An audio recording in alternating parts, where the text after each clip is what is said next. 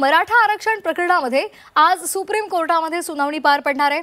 मराठा आरक्षणाच्या जीआरला आव्हान देणारी याचिका सुप्रीम कोर्टात दाखल करण्यात आली आहे।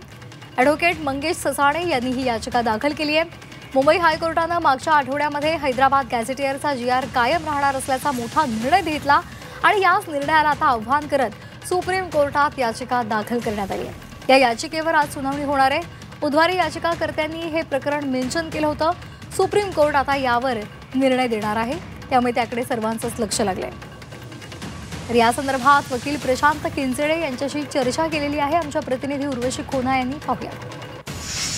आरक्षणच्या बाबतीत आज सर्वोच्च न्यायालयात महत्त्वाची सुनावणी पार पडणार आहे असं समजून येत आहे। ओबीसी संघटना ज्या मुंबई न्यायालयात गेलेले त्यांना अंतरिम सुनवाईसाठी नकार दिला होता, त्यानंतर आता मात्र सर्वोच्च न्यायालयामध्ये ओबीसी संघटना पोहोचले आहेत।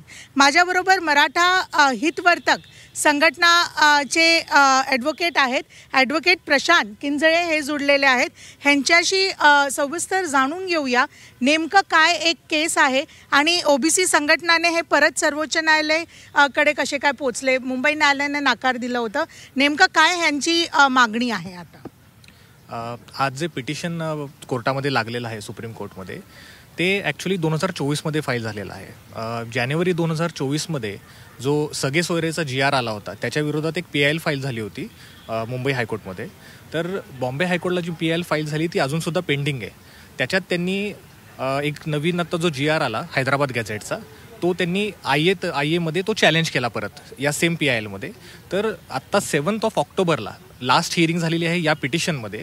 त्याच्यामध्ये कोर्टाने एक सिंपल ऑर्डर पास केलेली आहे की ही मॅटर जे आहे ते तुम्ही पुढं नंतर चालवूयात, मॅटर आत्ताही आम्ही चालवणार नाही।